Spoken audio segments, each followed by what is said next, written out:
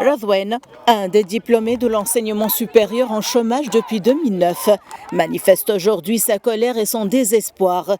Malgré des années d'études et de sacrifices, il se retrouve sans emploi, ignoré par un système qui ne lui semble pas reconnaître ses compétences. Je viens de la ville de Mahdia, située à 209 km de la capitale.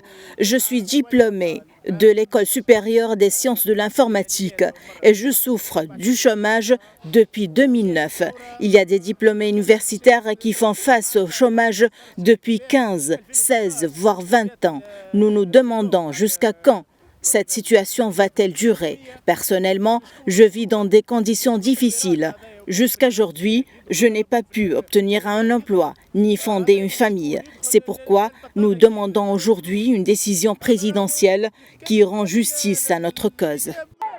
Radwen, un des milliers d'autres diplômés chômeurs, leurs protestations devant le siège du gouvernement sont un cri d'alarme, un appel à la justice sociale et au droit fondamental au travail. Pour eux, il est temps que les autorités écoutent cette jeunesse instruite, pleine d'espoir, mais trop longtemps marginalisée. Cela fait 17 ans que je suis au chômage.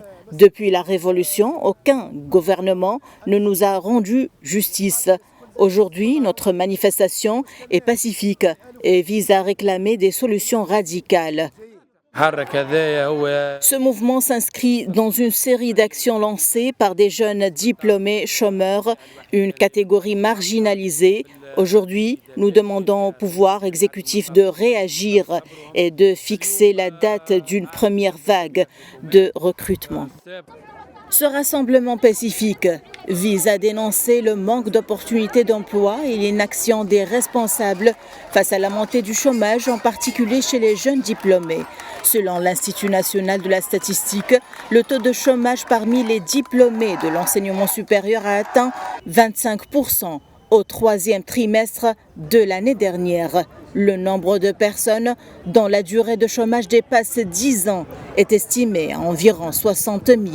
Quant au taux de chômage global en Tunisie, il s'élève à 16%.